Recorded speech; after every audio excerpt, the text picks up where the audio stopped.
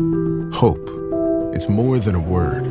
It's a breakthrough in the making. At City of Hope, we're pushing the boundaries of science, targeting cancer at the molecular level, with teams of experts working together to personalize a treatment plan right down to your DNA with unprecedented speed, making every second count, with appointments in as little as 24 hours. City of Hope, advancing cancer care at life-saving speed. Learn more at cityofhope.org. If you're a podcast host, listen up, this one's for you. My name is Allie Jackson. I'm the host of Finding Mr. Height, a dating and relationship podcast that I've been doing for 4 years now, sharing my positive and practical approach to dating that's built on my own life experience. And I wanted to share another experience that I've had, my secret behind monetizing my show. It's called Red Circle, and I was just telling my colleague about how much I love their platform. With Red Circle, not only am I getting a seamless hosting experience, but I also love the support I receive in ad sales. It's not just typical ad sales either. It's targeted opportunities based on my show and my life. And the platform is super simple. You just set your preferences and Red Circle matches you with sponsors that align with your show. You can vet every opportunity and their platform gives you great analytics. More recently too, my Red Circle team has brought me opportunities outside of my podcast on social media to really augment the podcast partnerships, bring them full circle. I just can't recommend them enough. If you want to give it a try, go to redcircle.com to get your free trial. That's redcircle.com for a free trial. Hi, I'm Case Lowe, co-host of the Open the Voice Gate podcast. The one question I'm constantly asked when it comes to Dragon Gate is, how do I get into the promotion? Well, stop asking and start listening to the Open the Voice Gate podcast, released every Wednesday on the Voices of Wrestling podcasting network. For exclusive news and show reviews, look no further than the leader in Dragon Gate coverage, Open the Voice Gate. This podcast is a member of the Voices of Wrestling podcasting network. Visit voicesofwrestling.com to hear the rest of our great podcasts, as well as show reviews, columns, opinions, and updates across the world of wrestling.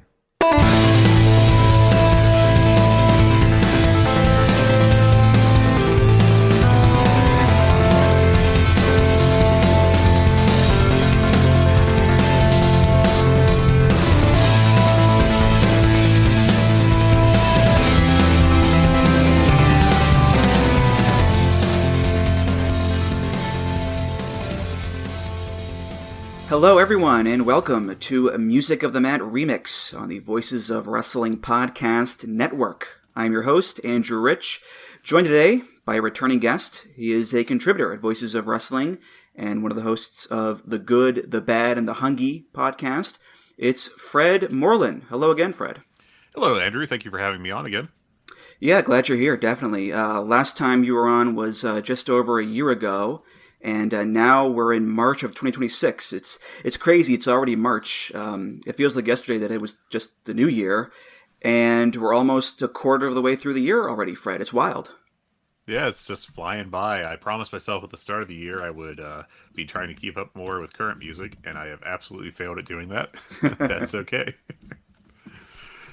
I've been there, man. I've been there. Don't worry about it. But yeah, you know, I'm just looking forward to the warmer weather coming up because it was like mid-70s here yesterday, but it's going to go back down to the 40s and just stay there for a little while longer. And that's always the way. You know, there's always a false spring to get your hopes up, Fred. Yeah, we're in the middle of that right now in Kentucky, and we're going to have snow, I think, next week if the weather bears out. So, Yeah, it's kind of like New Japan booking. You know, just when you think we're back. We're so back. We've never been more back in our lives. All of a sudden, it's over again. You know, it just swings and roundabouts, as they say, Fred, you know? Indeed. Fortunately, I think we'll eventually stabilize a little more than the trajectory, I should say, of Aaron Wolf's career. Yeah, some rough waters for the Cerulean Blue lately, unfortunately. But today's topic, Fred, is something I call the 10 count. Of course, in wrestling, there's the 10 count. If you're outside the ring and the ref counts to 10 and you're not back in, you get counted out.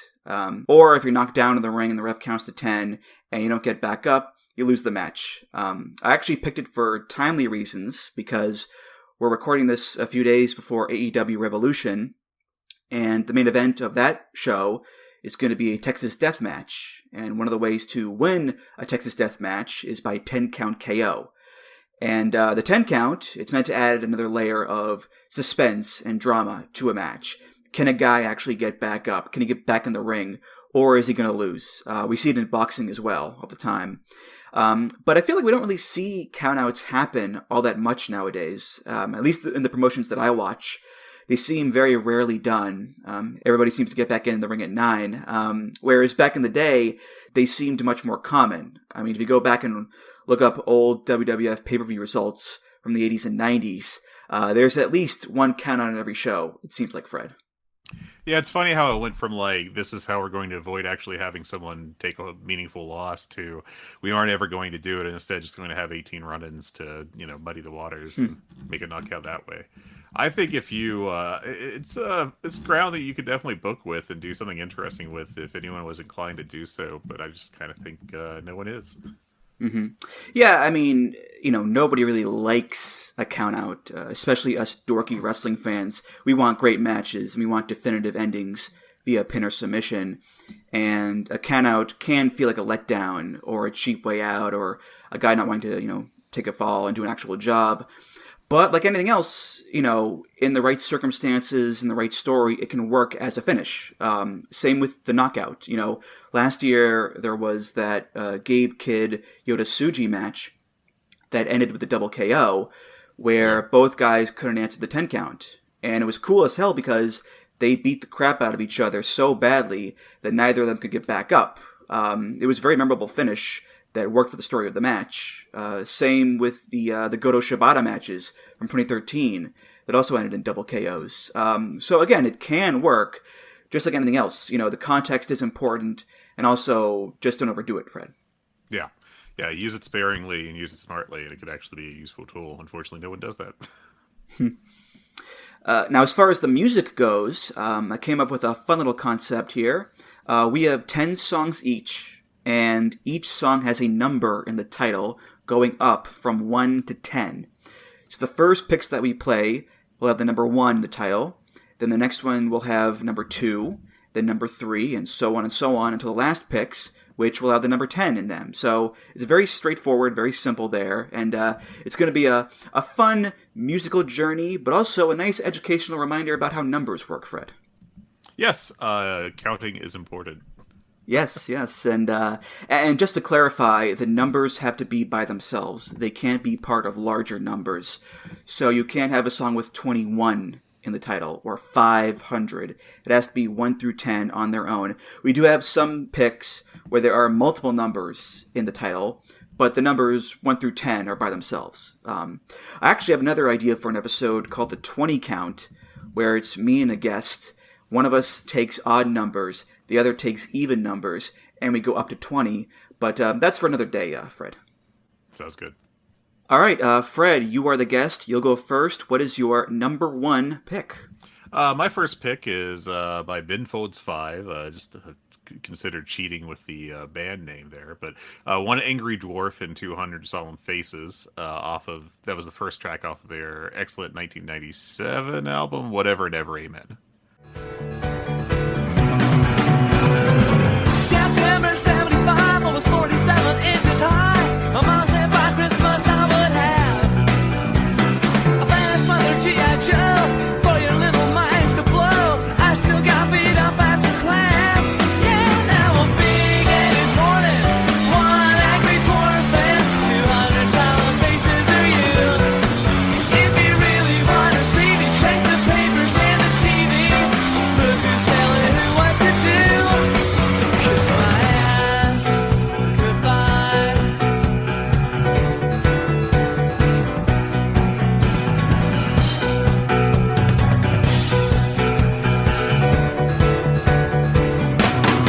But don't give me that bullshit, you know who I am. I'm your nightmare little man. Think you stole my lunch money, made me cry. Chamberlain in the second grade said you couldn't stand my face. Rather than kiss me and say you'd rather die. I'm big and important.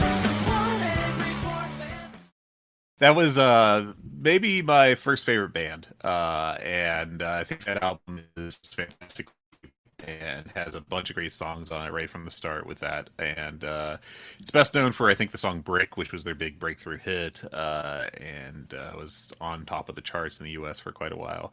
or towards the top, I should say. It wasn't like a number one hit, but yeah, I just adore that album still, and it's a great way to kick it off. Yeah, that's the ultimate anthem for angry short guys. Yes.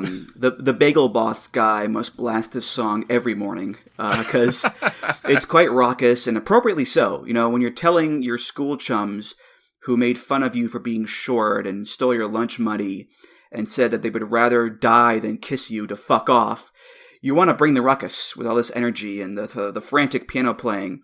You'll be sorry one day, yes you will, because I'm going to be a big star. And, you know, I wouldn't call Ben Folds a major celebrity, but he's had a long, successful career. So, yeah, the angry dwarf went out in the end, Fred.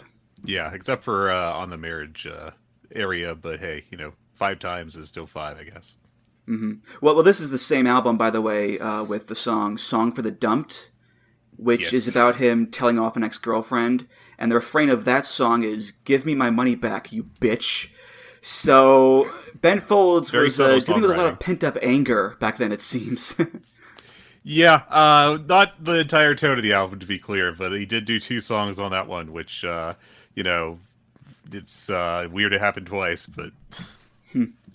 Well, my number one song, this is the premier kawaii metal band. It's, of course, Babymetal, from their 2016 album Metal Resistance. This is The One. Please let me know if you know this is the end of the world. Let me know if you know the truth. Looking for our home, looking for our dream. We gotta find a way to change it. This is our song. This is our dream. Please take us through that land of dreams. We are the one together. We're the only one. You are the one forever. You're the only one. We are the one together. So that's the English version of the song, which is on the international version of the album. There's the original version with the Japanese lyrics in there mixed in with the English too. And I'm not a huge Babymetal fan. I haven't listened to all their stuff, but I do love this song. It's so epic and emotional. The mix of the soft piano verses and the big crunchy metal choruses and talking about truth and dreams, the end of the world. We are the one, together we're the only one. Has a lot of heroic, big anime battle vibes. And the whole concept of the band, you know, it's very much a gimmick. Blending Japanese idols and metal is so outlandish of a concept, it's hard not to call it a gimmick. But it's still great. You know, good metal is good metal, no matter how you slice it, Fred. Yeah, I think, I mean, honestly, if I were to make a wrestling comparison, it'd be Maki Ito, but if good. They, you know, it is a shtick that they have, but I mean, they're good at it too. So I've only dabbled them as well, but what I have heard is actually pretty good. So, Yeah, I mean, I'd definitely be interested in seeing them live one day, just because it looks so bonkers with the backup dancers and the choreography and all that. I mean, when they started out and coming on the scene there, you know, they opened for like Lady Gaga and Red Hot Chili Peppers in America and the UK, and I can only imagine what those fans were thinking when they saw them come out, because if you haven't seen it before in any context, it's going to knock you for a loop, I think, Fred. Yeah, that would be a hell of a way to be introduced to him, just like dropped right in, you know, like that. For sure. All right, Fred, what's your number 2 song here? My second song is, of course, for the number 2, and it is 2 Weeks by Grizzly Bear.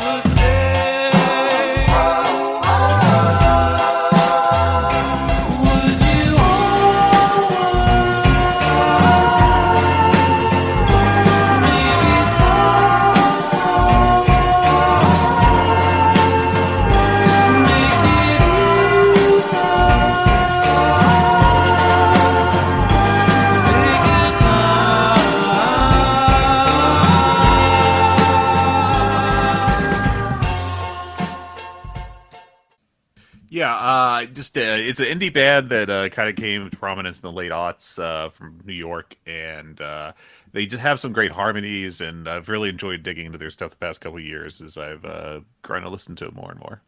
Mm-hmm. Yeah, I did not recognize the name of the song or the band, but as soon as I heard it, I was like, okay, I've definitely heard this somewhere.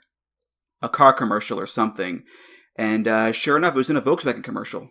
Which is an odd pick because apparently it's about the slow disintegration of a relationship. Save up all the days, a routine malaise, just like yesterday I told you I would stay. So topic-wise, it's depressing, but musically it's so 2000s indie rock, that upbeat sound with the plinky piano and the background harmonies. So yeah, car commercial it is, I guess, Fred. Yeah, I mean, and there was a short period where that was kind of the high watermark for indie rock, was to get a car commercial, and that was how you would make your money. And this was right in the middle of that. Just a very weird short period of time in the history of the music industry. Mm-hmm.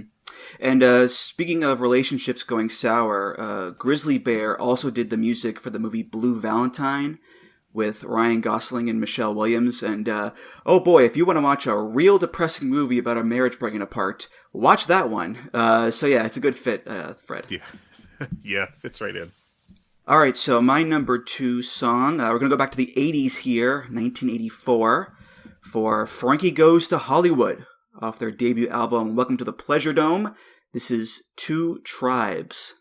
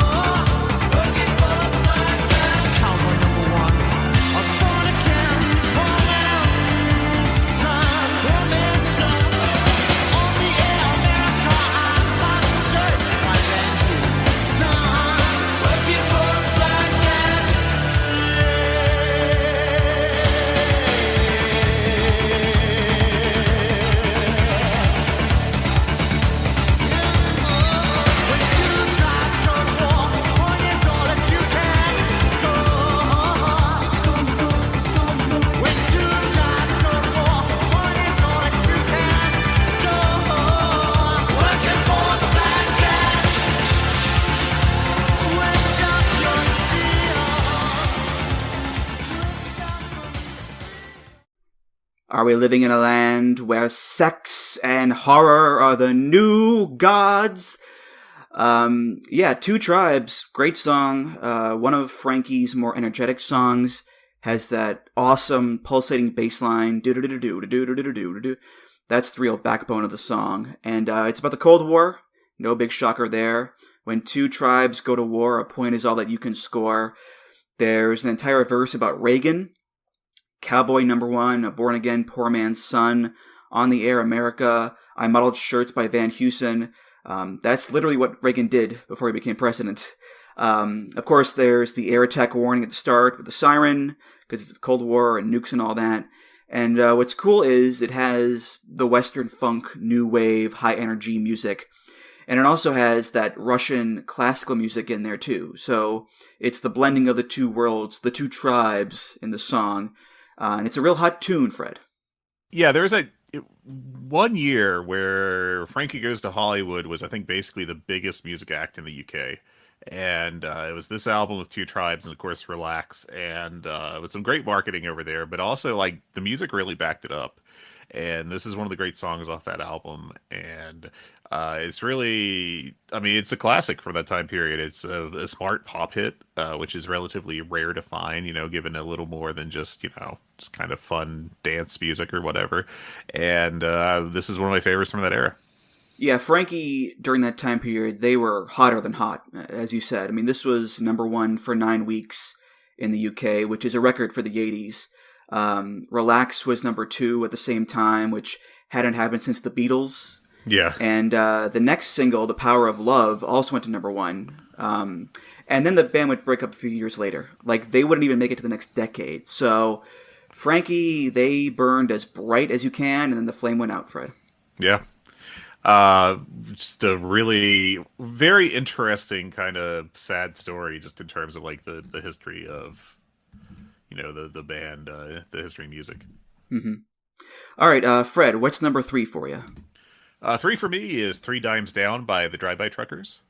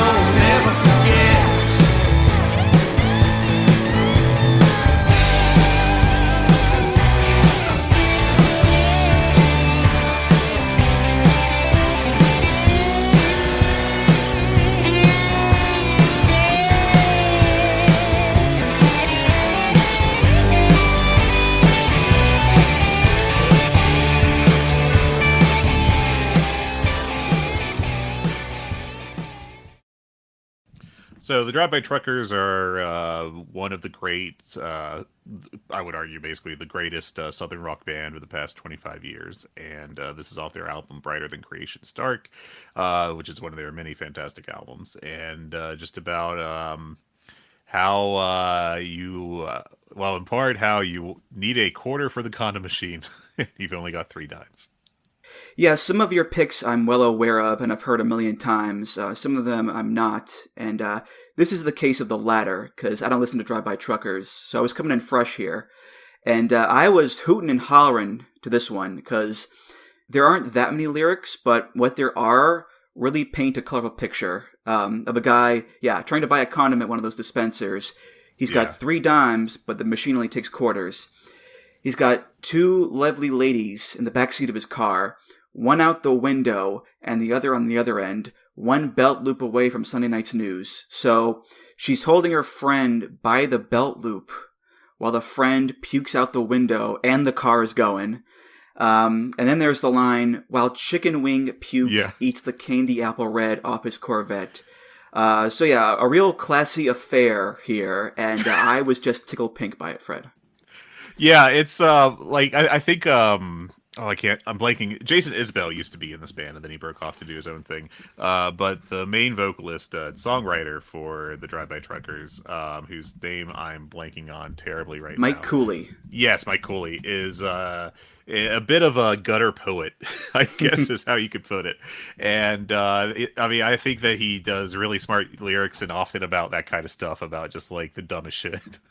And I love that about him. I think they're just kind of fantastic in that sense. Patterson Hood as well is another lead songwriter for them, and very much the same kind of vibe. Yeah, on their website, Patterson Hood goes song by song on the album, and he says this about 3 Dimes Down. 3 Dimes Down is a Cooley song, and he never really discusses any of his lyrics with me or anyone else, so I'm not going to do him the disservice of doing so myself, except to say Tom T. Hall's Week in a Country Jail, which is referenced in the song, is certainly worth checking out for a clue. He played me a 4-track demo he recorded of it one night while we were all working on the Betty LaVette album, and I doubled over in laughter. The second verse may be my all-time favorite on the Drive-By Truckers album. There you go. High praise from one of the members, Fred. Yeah, it's a funny song, and it's also like the guitar work on it is fantastic as well. Like, I'd be remiss to not put that over. It's it's a great guitar band. They have really great guitar work up and down their discography, and this is a great example of it. So if you like that, you definitely need to dig more into their stuff. Mm-hmm. All right, my number 3 pick. This is a lady named Jenny Lewis, formerly of Rilo Kiley. This is from her solo album The Voyager, and the song is called Aloha and the 3 Johns.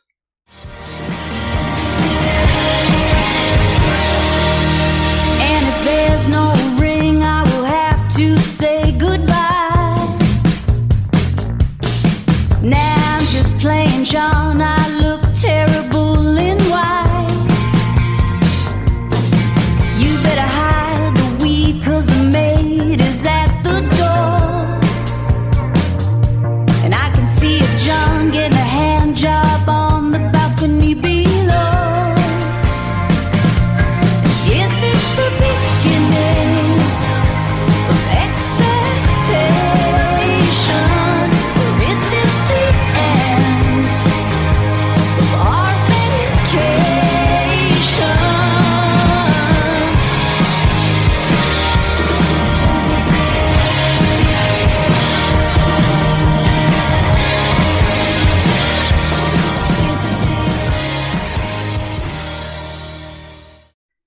I think I found the plot for the next season of The White Lotus. Yeah, it's the Hawaiian vacation that they don't show you in the commercials. I'm gonna get mean if you don't stop singing that Hawaiian song. How can you hear me scream if you still got your headphones on? Smashing a TV because you read it in Slash's bio. Hiding weed from the maid, and oh yeah, there's a guy getting a hand job in the balcony below. Is this the end? Is this the end? Yeah, it's not great vibes, but the music is so delightful, and Jenny Lewis's voice is so sing-songy and floaty. Is this the end? And upbeat. It makes for a fun contrast, Fred. Yeah, and I love, I really need to dig more into her later discography. I'm most familiar with her from Rabbit for Coat, which is kind of the all-country album she did with the Watson twins. But even off of that, like, her songwriting is just really smart and sarcastic, and I love that about her. And this is another great example of it, like, just very biting lyrics over very smooth rock, I guess. Like, I don't know, like, I feel like that's a bad way to describe it, but it kind of is also. I don't know. And I really like the song. Mm-hmm. Yeah, she has a lot of good stuff, whether solo or with Rilo Kiley, or with the Postal Service, because she did vocals with them when they were around.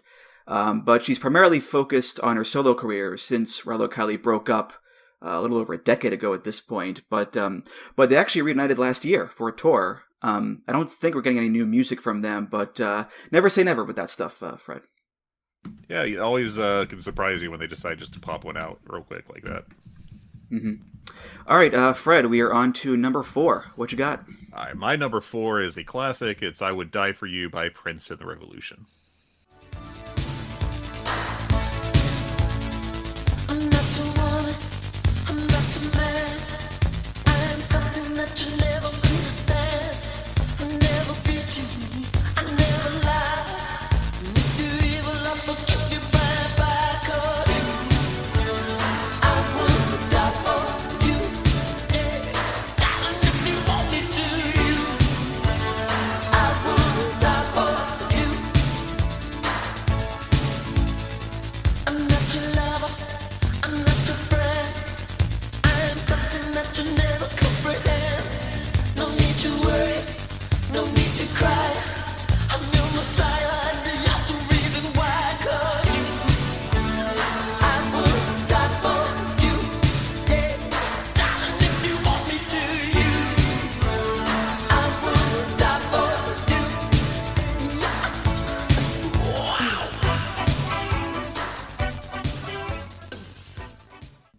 Not exactly going deep into the discography to pull that one out for him, but it's, it's great. I mean, Prince is one of the best musicians ever. And it's a great example of just that kind of Minneapolis funk that he performed all the time, and just the kind of great songwriting he had. And also you get a little, just in that clip, you get a little bit of the sample of just why he's considered one of the best guitarists of all time. So just up and down, just a fantastic song. Yeah, God bless Prince and his weird naming conventions for his songs. Let me cheat that in there. Exactly, yeah. I'll be honest, as great as Purple Rain and Let's Go Crazy and When Doves Cry are, I think this is my favorite song on the album. And, I'm sure the overexposure of those other 3 songs plays a part in that. But I love the song. It's very synth-heavy, and I especially love Prince's delivery of the line, "Darling, if you want me to, you." Yeah, that's great. He had great vocalist instincts, so that's a good example of that, I think. Mm-hmm. And if you're not paying attention and you're just vibing out to the music, you might not realize just how religious the song is. I'm not your lover, I'm not your friend, I am something that you'll never comprehend. No need to worry, no need to cry, I'm your Messiah, and you're the reason why. You're just a sinner, I am told, be your fire when you're cold. I'm not a human, I'm a dove, I'm your conscience, I am love. All I really need is to know that you believe. Like, it's a total synth-pop Jesus song here, Fred. Yeah, this is actually good Christian rock, just no one realized it. Yeah. Like, of course, some people may not know this. I figure it's kind of famous, but Prince was a very devoted Jehovah's Witness and would actually go around and proselytize, like do the door-to-door stuff that Jehovah's Witnesses are supposed to do, and would do that in Minneapolis, I believe. And I can only imagine just like, it's a Saturday afternoon, you're trying to get yard work done or something, and like Prince walks up and it's like, you want to talk about God? And you're like, what's going on right now? Honey, the purple one's on our front porch. What's going on here? Yeah. Yeah, but yeah, for all of his sensuality and all the outfits and the symbol and all that, he was, a very religious person. Said some unkind things about gay people and gay marriage later in life, which is a real bummer. Yeah. And a bit odd. I mean, you would think a guy who dressed the way he did would be a bit more accepting. And in this song, there is a gender fluid aspect. Mm-hmm. I'm not a woman. I'm not a man. I am something that you'll never understand. There is that in there. But a real complex guy, that Prince. A real enigma, Fred. Yeah. Fascinating person. Fascinating isn't always good, though. That's for sure. Yeah. All right. My number 4 pick. This is Arctic Monkeys from their album Tranquility Base Hotel and Casino. This is a song with 2 numbers in it, actually. 4 out of 5.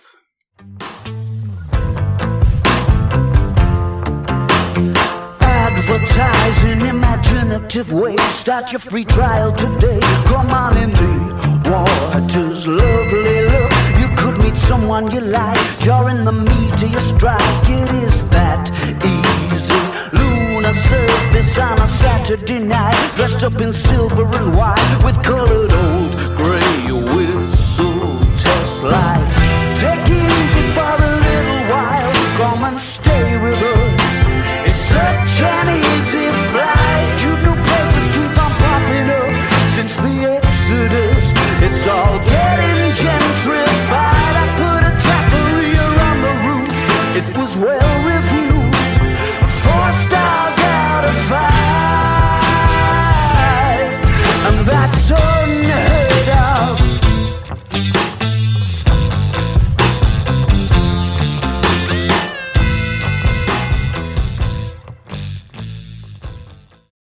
So the album before this, AM, was this big success critically and commercially.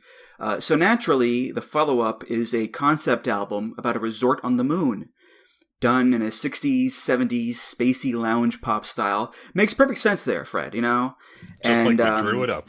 Yeah, and 4 out of 5 is an advertisement for the resort. Take it easy for a little while, come and stay with us. It's such an easy flight. Cute new places keep on popping up around Clavius. It's all getting gentrified. And the Rooftop Taqueria has got rave reviews, 4 stars out of 5. So yeah, it's quite slunky and alluring, a bit sleazy too. So, much like an advertisement can be, Fred. Yeah.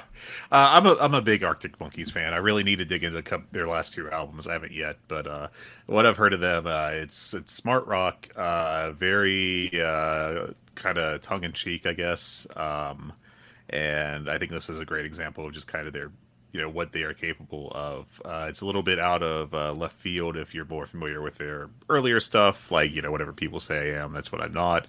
But I think it's a very good song. Mm-hmm. Yeah, I played a song from AM last year, and I think I talked about how that's like the perfect sweet spot for me with Arctic Monkeys and their sound. And I'm not really a big fan of this style for them, both on this album and the next one, The Car. Not my cup of tea, but I do like the song a lot. So it's the outlier compared to the rest of it, I guess, Fred. Yeah, that AM album has a bunch of classics on it, I think, but I am definitely far less familiar with what was on Tranquility Base Hotel. Mm-hmm. All right, Fred, we are on to number 5. What you got for us? Number 5 for me is 2 + 2 = 5 by Radiohead. I lay down the tracks, sign by night.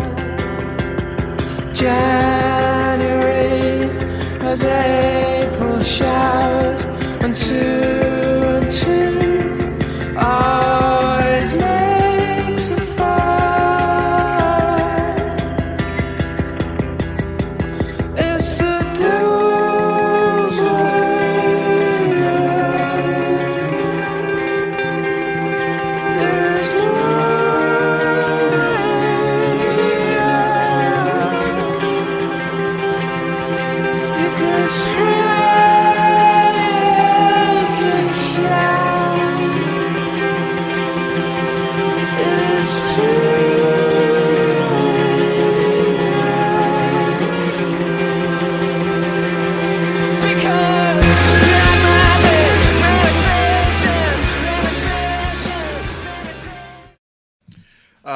definitely having a bad time with that song. It's off Hail to the Thief, which I'm committing the dangerous sin of committing Radiohead or discussing Radiohead on the internet. But I think that's probably their last, in my mind, truly like top shelf album. I like the later stuff like In Rainbows and King of Limbs and Moonshaped Pool pretty well, but I just don't think that they have quite the continuous quality, I guess, as Hail to the Thief and the previous albums. And I think this is how Hail to the Thief kicks off, and it's a kind of a big reputation of what's going on politically at that time with the rise of George W. Bush and that style of conservatism. And fortunately, everything's been fine ever since. Yeah, it's a song about Terrence Howard math. Or 1984 by George Orwell. Either or. One or the other. Yeah, you picked a rather timely tune here, Fred. A song about people being lied to and fed false information, and they don't question it, they don't do anything about it, they just go along with it. Are you such a dreamer to put the world to rights? I'll stay home forever, where 2 and 2 always makes a 5. And even if you do realize something is wrong and want to change it, it doesn't matter, because it's the devil's way now. There is no way out. You can scream and you can shout. It is too late now, because you have not been paying attention. Now, as you said, that song was put out in a time of George W. Bush's presidency and the War on Terror, 2003, that whole era. And now it's 2026, and we have another war going on in the Middle East. Our government is still lying to us about stuff, a lot of stuff, and things are going bad, and there's no way out because it's too late now. So, yeah, thanks for picking a real happy tune here, Fred. I'm glad to bring the mood up. I'm basically the meme of Trent Reznor asking if everybody wants to have a good time and warning them, no, that's the last band. We're gonna have a real bad time. Yeah, real chipper stuff going on here. I'm reminded of how Jay and Rich at Red Letter Media did a ranking of John Carpenter movies a few years ago, and they were talking about They Live. And Jay brought up how people always say about movies with some sort of political or social message, oh, it's more relevant now than it was back then. And his whole thing was, no, it's not more relevant now. It's just as relevant, because nothing ever changes. Pretty much. The people with power will always take advantage of people without power. And that line of thinking applies to this song as well. The song isn't more relevant now. It's always been relevant. The game is still the same. The only thing that's changed are the pieces on the board, Fred. Pretty much, yeah. Well, I'm glad I could pep things up a little bit. It's okay. Let's move on now to my next pick here, my number 5. And this is a rare jazz song on the program, picked by me, no less, so it's extra rare. This is the Dave Brubeck Quartet from their album Time Out in 1959. This is Take 5.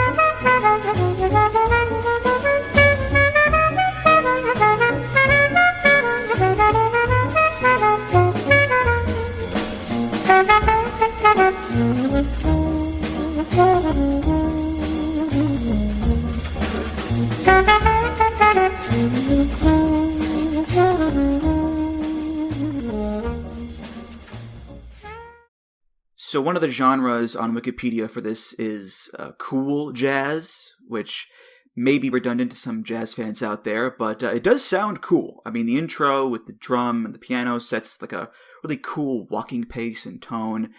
Then the alto sax comes in. Got a drum solo in the middle there. It's not too slow. It's not too frantic.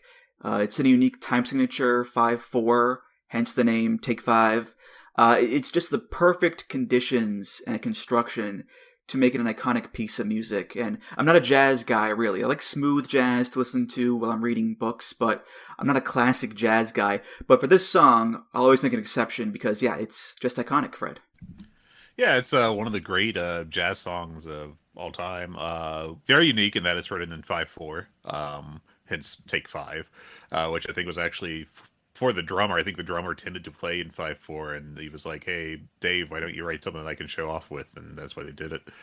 I think if you like this, this whole the whole Time Out album by Dave Brubeck that this is off of, I'd also recommend Miles Davis's Birth of the Cool. Later, Davis will get into like hard bop and that kind of jazz that is very different from this, much more experimental. But if you're more into this kind of style, that's a great album to experiment with. Mm-hmm. And Take 5, it's not just, really cool song.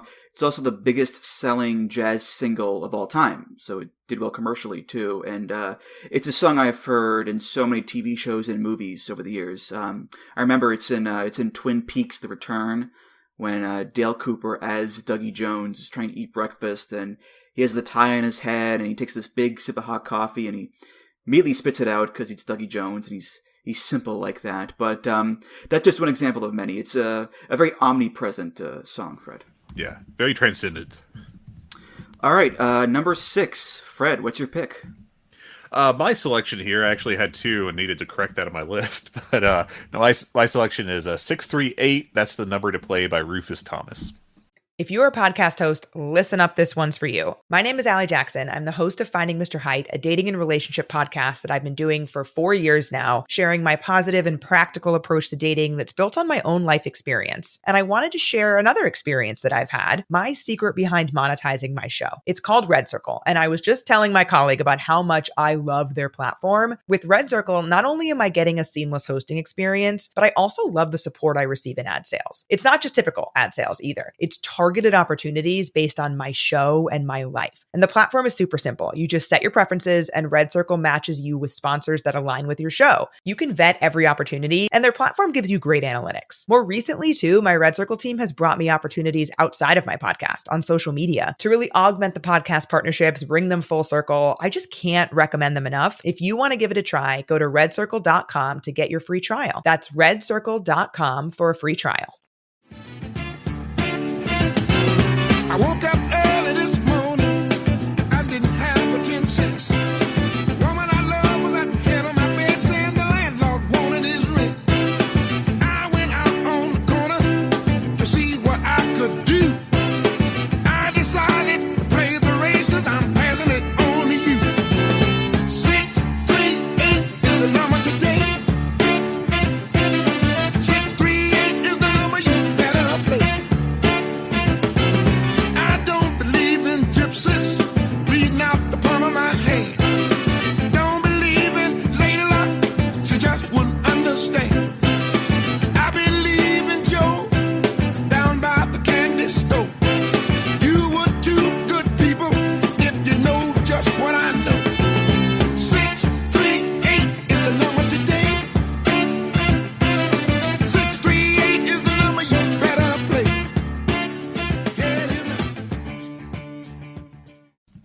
Yeah, so Rufus Thomas was a best known for like R&B, kind of Southern soul kind of stuff from the 60s and 70s. But he actually started performing in 1936 as a tap dancer and comedian and just had a really varied career. For a while, like he kept touring as a musician into the 90s and was labeled the world's oldest teenager. Which very interesting, but he has a good number of very solid soul songs like this one that if that's your style of music, you should definitely check out. Yeah, just a fun, funky little number, which I really appreciate from you, Fred, because after that Radiohead song, I think we all needed a pick-me-up right there. And it's a very helpful song, too, because Rufus gets the inside track. He gets the inside line about the dog races and which dog to bet on. And he's practically begging us to get in on this thing. Yeah. I believe in Joe down by the candy store. You would too, good people, if you know just what I know. 638 is the number today. 638 is the number you better play. He's telling us, play the number. So, he's spreading the wealth, that Rufus, Fred. A generous man. Yeah, and as you said there, older guy, much older than I thought he was in his heyday, because his first big hit was in 1963 with Walkin' the Dog, which Aerosmith would later cover. Yeah. And he was like 46 when that song came out, so he was no spring chicken. But he did have a song called Do the Funky Chicken, and Do the Funky Penguin, The Funky Robot, Funky Bird, Funky Mississippi, a whole lot of funky stuff going on there, Fred. There was that great period of time, and that was actually a decade later than I would have expected, but there was that period of time in the early 60s where if you had a dance number, you would then immediately be like, oh shit, I gotta catch shit on this. There's more funky stuff, guys. Get back to the studio. What's down? Robot, let's go. Chubby Checker doing Let's Twist Again. Let's sell some records, Yes. boys. Come on. Keep twisting, guys. We all like the twist, right? Please keep paying me.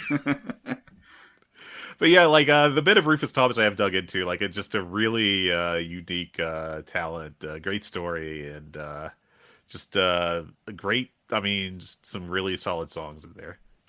All right, my number 6, a hard left turn from what we just played there, because this is a band called Sneaker Pimps.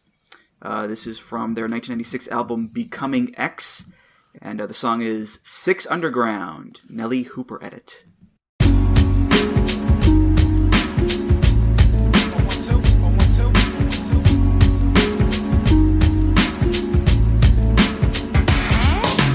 Take me down, six underground, the ground beneath your feet. Laid out low, nothing to go, nowhere away to meet. I've got a head full of drought down here, so far off losing out.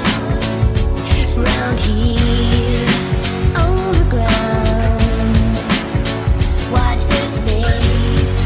I'm open to falling from grace.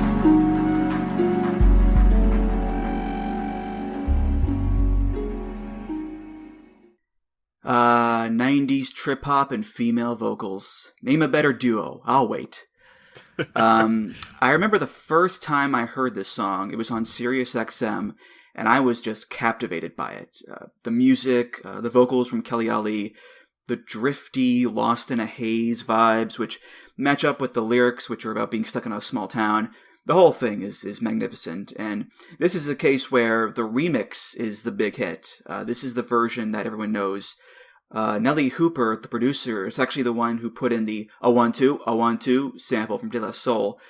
So Sneaker Pimps, this is their only hit in the States. They have a couple more in the UK, but it's a song that has endured for me and a lot of other people, Fred. Yeah, it's this is was a very prevalent style of music, I think, in the 90s, more than one would think, I think, at first glance. And I wasn't aware that this version was not like the main version, because this is from the music video, and this is the one that you hear on the radio. And when I saw your note that it was the Nelly Hooper remix, I was like, well, okay, how's this different? And then I listened to it, I'm like, oh, it's just the main song to me. And but yeah, it was definitely the style of music that it's not Placebo, although I think Placebo did a little bit like this. Portishead? Portishead, thank you. Yeah, the P got me stuck there. Yeah, it's very Portishead-ish, and I mean, nothing wrong with that. Don't get me wrong. Definitely not doing like they're a rip-off thing or anything, but like, it is, for a little bit, this was on my I'm not sure if I like or hate this song list. And I did end up on deciding, I think I actually do like it, but like, it was there with like Lynn Steal My Sunshine and OMC's How Bizarre from that same general time period that I was like, I'm not sure how I feel about this, before I eventually like came to terms with where I fell down on it, I guess. But Embrace the 90s, Fred. Embrace it. You know you want to. Come on. But the album Becoming X, it's the only album with Kelly Ali's vocals on it. Chris Corner, one of the founding members, was singing on the demos, and the band decided it was better with a female vocalist, so they got Kelly.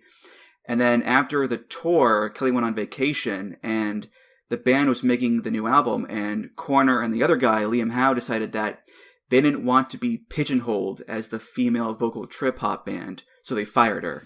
Cool. How'd that work out? Well, the label dropped them, and they've never been able to recapture that success. So, yeah, maybe not the best move. I don't know. Yeah, I mean, if you want to make what you want to make, I get that. But at the same time, like, I don't know. Maybe keep the successful vocalist. That's just me. Yeah. All right, Fred, lucky number 7. What you got for us? I got 3s and 7s by Queens of the Stone Age.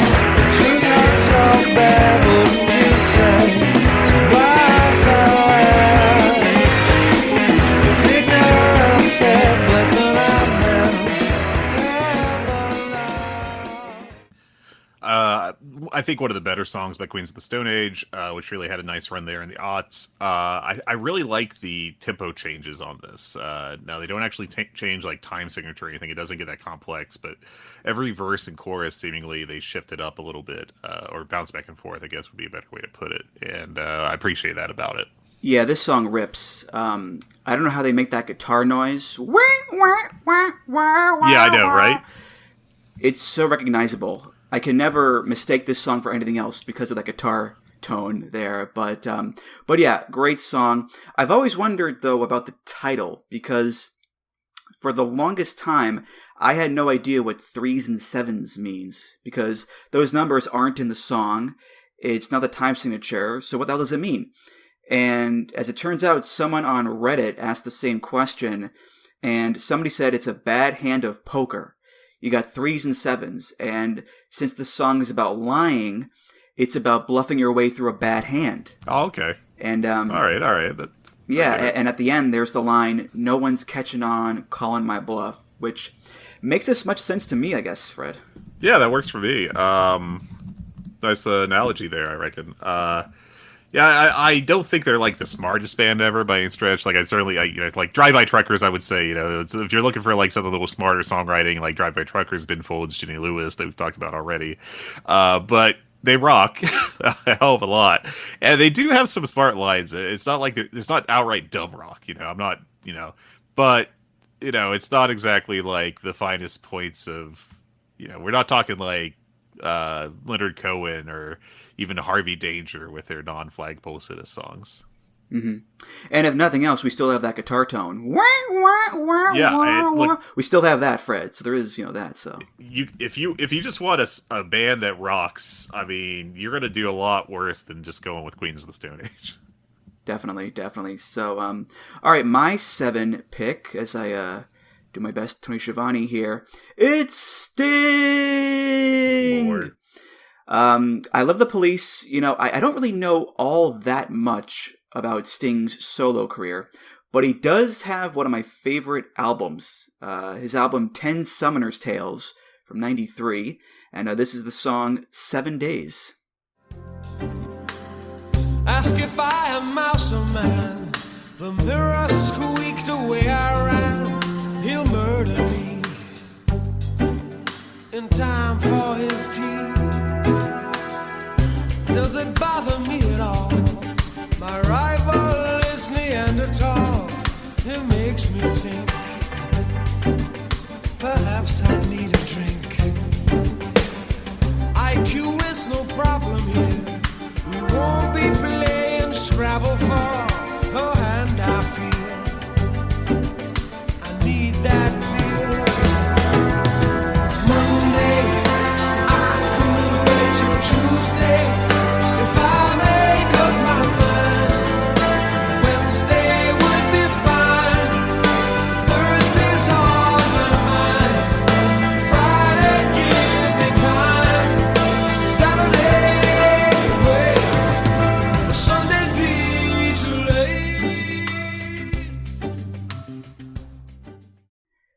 the story of the song is about a guy being given 7 days to make a move on a girl, and he's all nervous about when to ask her. Monday, I could wait till Tuesday, Wednesday's on my mind, etc., etc.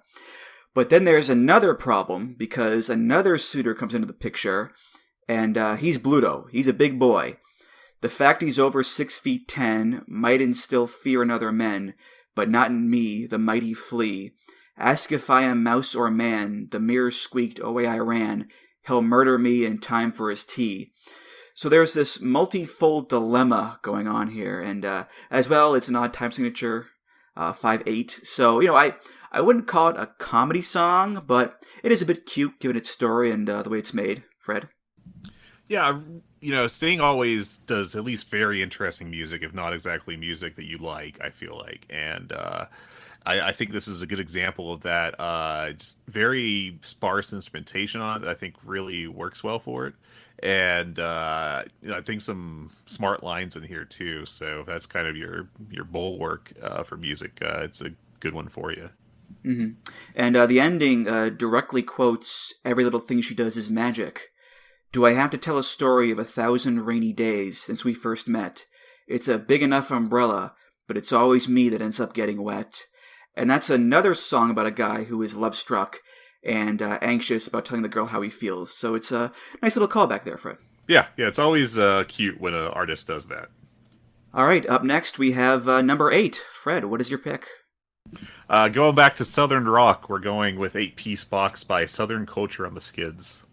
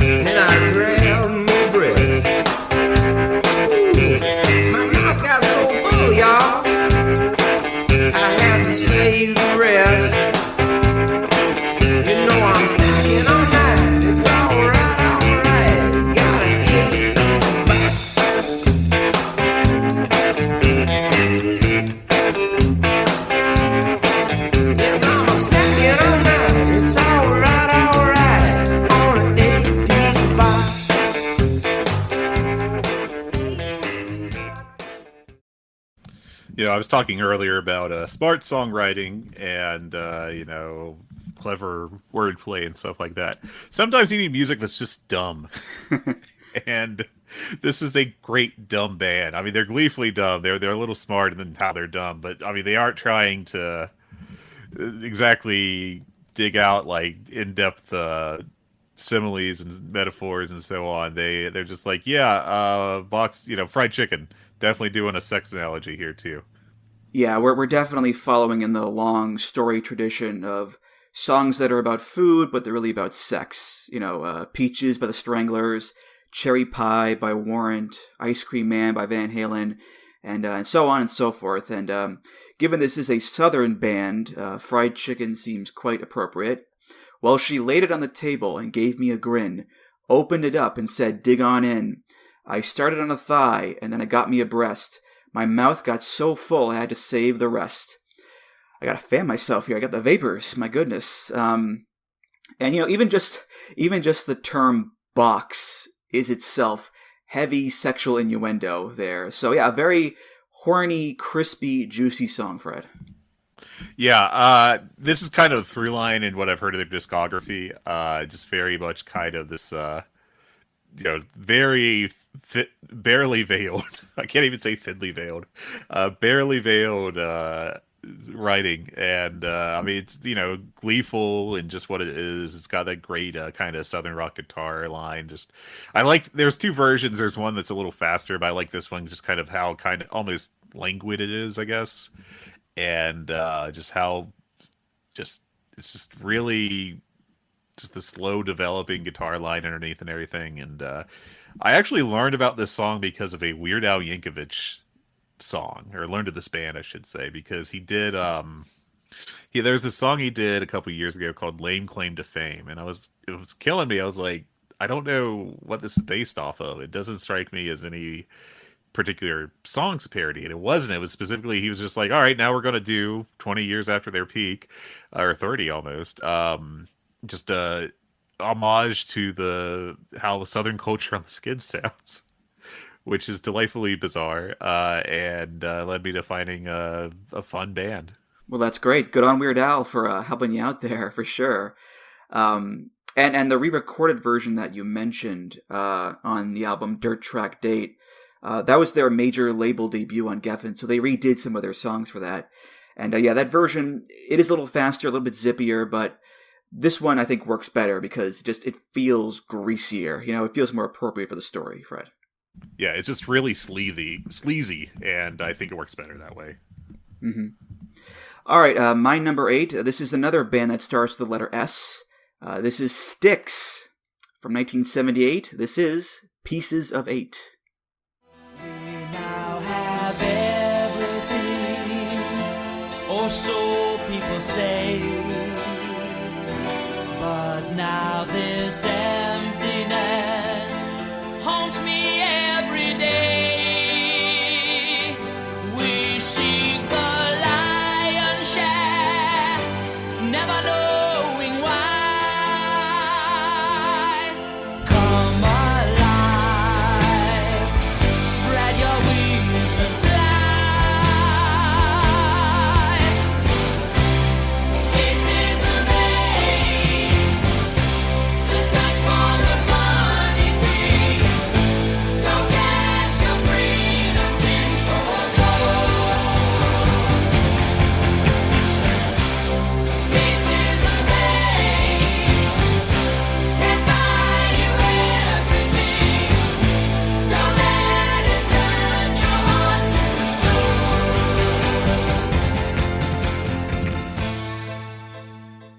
So the last episode was the Money Marks episode, and this song would have fit right in. A Piece of 8 is the original name for the Spanish dollar, and the song is about a guy working hard for the money, toiling away, and he doesn't really appreciate the world and what it has to offer. I hurry through my life, never stopping to see how beautiful it was meant to be. I'm just a prisoner in a king's disguise, broken dreams as we shuffle by. And the ultimate message is, Pieces of 8 can't buy you everything. Don't let it turn your heart to stone. So yeah, it's a common message.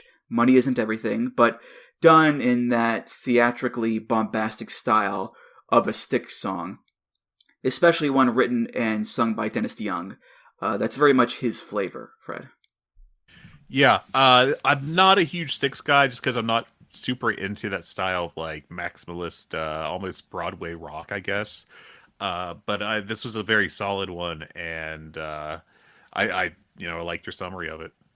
Mm-hmm. Yeah, I fully acknowledge that Styx can be quite cheesy, especially Dennis DeYoung, but I unironically enjoy them. I can't help it. And this album is right in that golden run for the band, late 70s, early 80s, where it's The Grand Illusion, Pieces of 8, Cornerstone, and Paradise Theater. Just a great run of albums. And then they do Kilroy Was Here with Mr. Roboto, and I do actually like that song too, but that's when things went a little too far with it, Fred. I will admit that. Yeah, some of their earlier stuff I'm all right with, but they lost me with Mr. Roboto, I gotta say. Fair enough. All right, Fred, we are in the closing stretch here. What is your number 9 pick? I got Drivin' on 9 by the Breeders. Past the motel, looking at the pines, driving on 9, looking for 130. Maybe I passed it, going out of mine,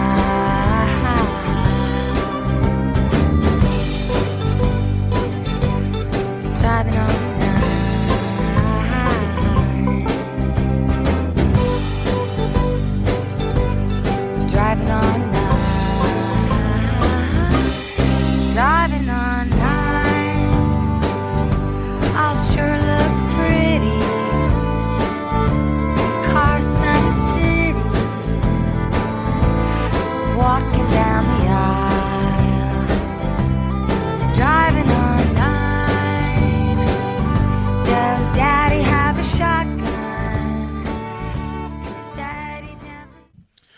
kind of a turn of pace from the Breeders, which were mainly kind of adjacent to that grunge scene in the early to mid 90s. But I just love this. It's, you know, if you hadn't told me, I probably would have thought this was like a old 97 song with a female vocalist on it or something, but I just think it's lovely.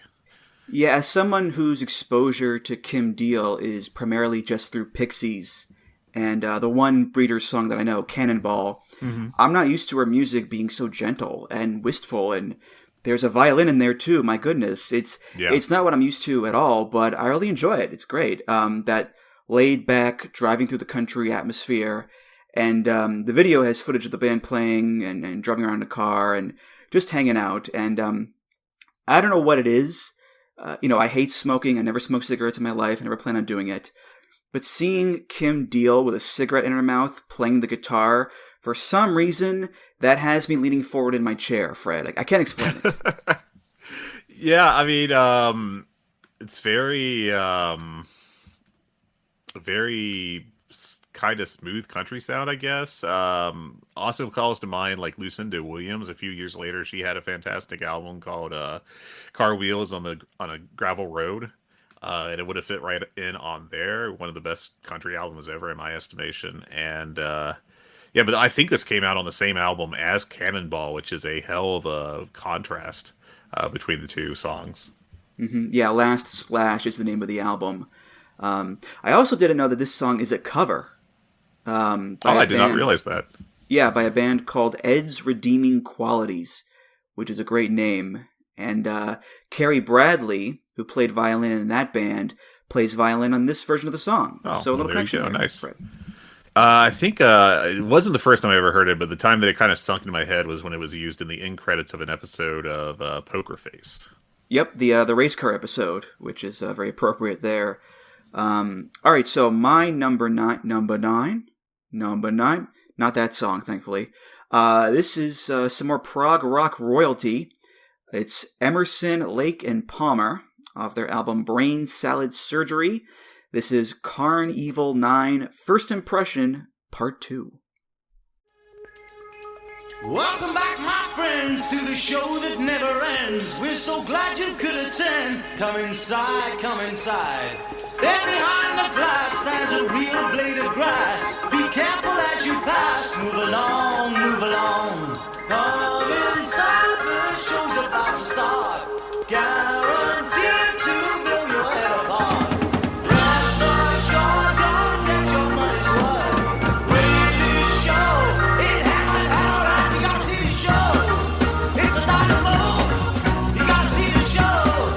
It's rock and roll. Oh, right before your eyes, people laughter from the skies, and he laughs until he cries, and he dies, and he dies. Come inside, the show's about to start. Guaranteed to blow your head apart. You gotta see the show. It's a dynamo. You gotta see the show. It's rock and roll.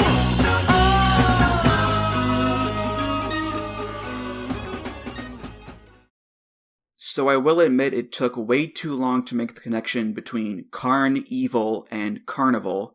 I was a little slow on that one. But Carn Evil 9, the whole thing is a half hour long. It's a big piece. So big it's split over two sides of the album. But First Impression Part 2 is the section that became the radio hit. Yeah. Because it has the clean intro and outro.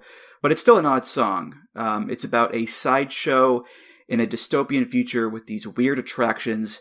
Soon the gypsy queen in a glaze of Vaseline will perform on guillotine. What a scene, what a scene. Performing on a stool, we've a sight to make you drool. 7 virgins and a mule. Keep it cool, keep it cool. And the music has this like raucous carnival rhythm and atmosphere with the keyboard sound. Greg Lake sounds very much like a carnival barker. Welcome back, my friends, to the show that never ends. Come and see the show! Come and see the show! And it ends in such a show-stopping way with the big drums. Bum, bum, bum, bum, bum, bum, bum. See the show! So it's quite over the top, but it's prog rock, baby. It's what we do, Fred. It's what we do. Yeah, this is definitely in that big prog rock style. And I'm not a huge ELP guy, but I will say that this is like the song of theirs that overcomes my general kind of like when it comes to them. So probably the most accessible one they did. Mm-hmm.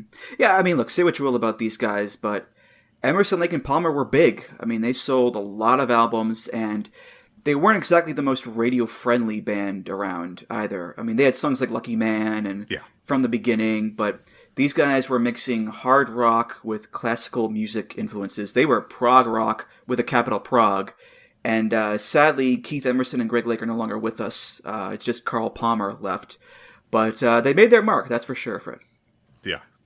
All right, we are on now to the final number 10. Fred, what you got for us? Went a little shock here. I went with 10 Years Gone by Led Zeppelin. As it was, then again it will be. Though the course may change sometimes, rivers always reach the sea.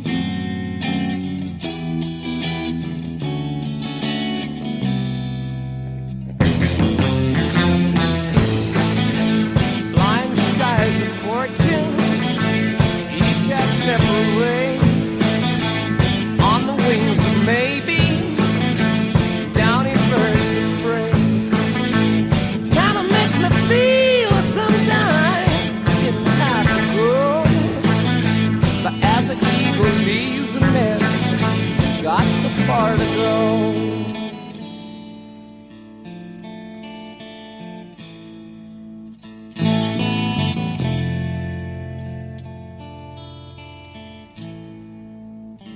Changes fill my time, baby, that's alright with me. I mean, I don't think I have to spend much time putting over Led Zeppelin, frankly, but it is a change of pace song for them. They're obviously more associated with the early days of hard rock, but I think this is just a beautiful kind of very, I mean, meandering sounds negative, but they make it work in a really good way, and I just love the kind of laid-back tone of it, I guess, for lack of a better term. Yeah, you sniped this one from me. I had it all ready to go, and then you gave me your list, and I was like, damn it, Sniper. You stole it out from under me, god damn it. But I don't blame you. It's a fantastic song. It really is. I mean, Zeppelin, for as many great hits as they have a bunch of great deep cuts as well, and this is one of them. I mean, that main riff from Jimmy Page,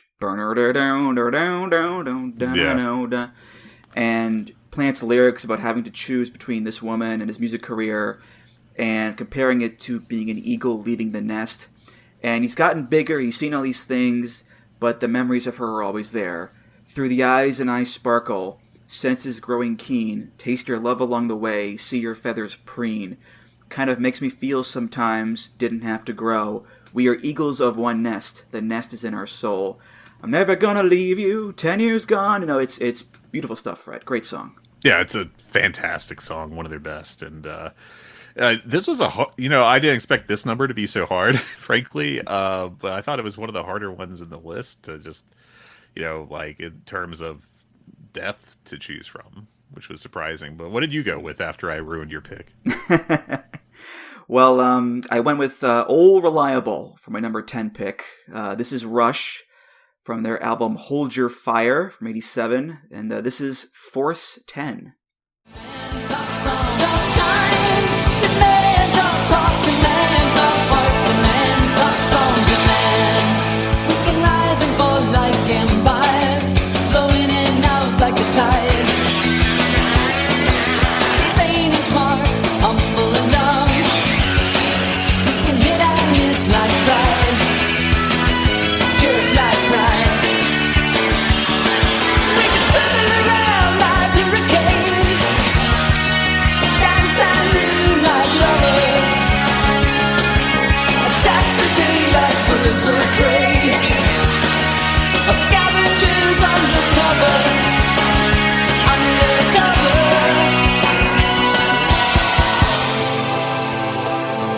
Look into the eye of the storm. Look out for the force without form. Look around at the sight and sound. Look in, look out, look around. So I've said before on the show, I'm a big fan of 80s Rush. I just love the sound of it. Adding in the keyboards there, it added another cool layer to the band's sound.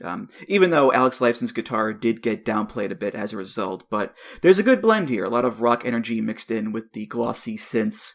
And as well, this little cool thing, Force 10 is a reference to the Beaufort scale, which measures the strengths of a storm. The verses are the parts where things are faster paced and more rocky, but the chorus is where it calms down, kind of like you're in the eye of the storm. So, nice little bit of production work going on there, Fred, wouldn't you say? Yeah, nice touch.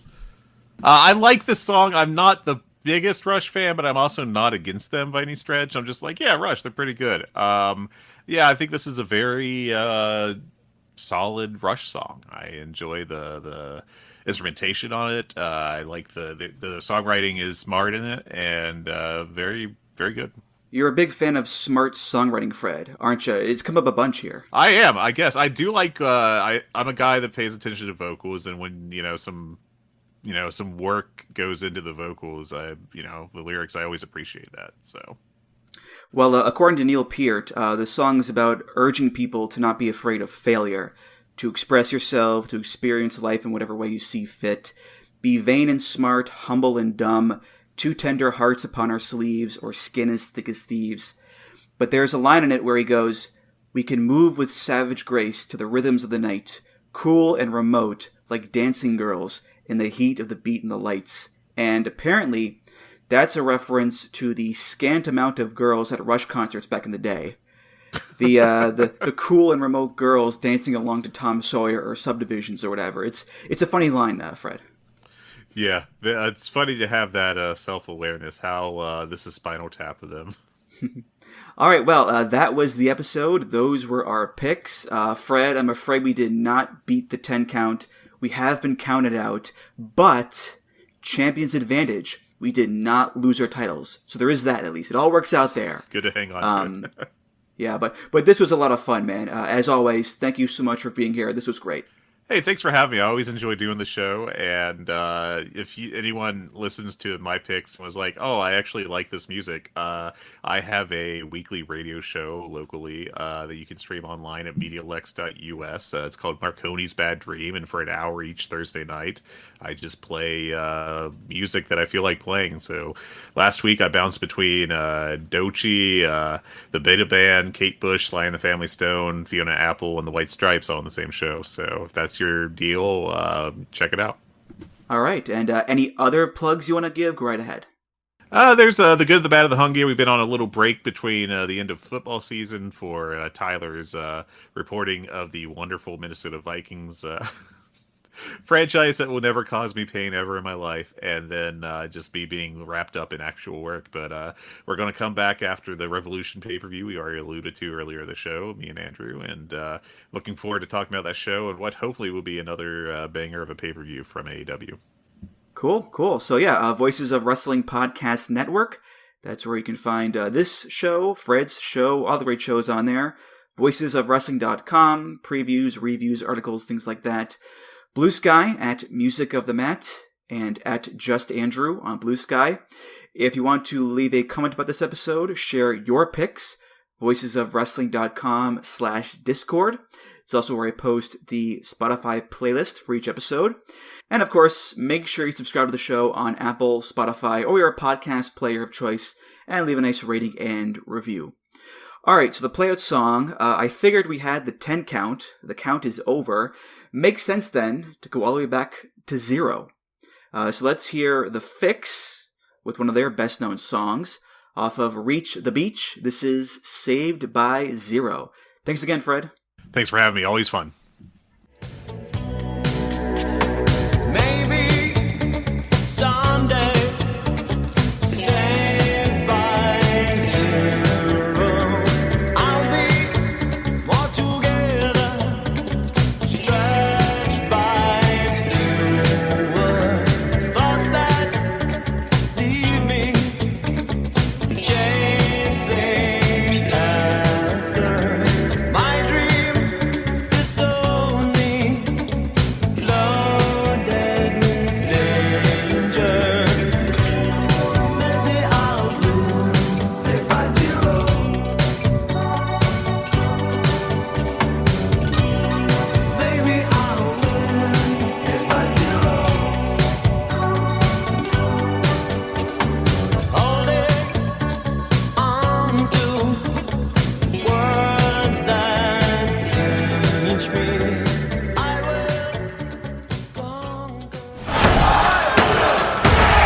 Music of the Mat is intended for entertainment and information purposes only. The songs used throughout this show are property of their respective copyright holders.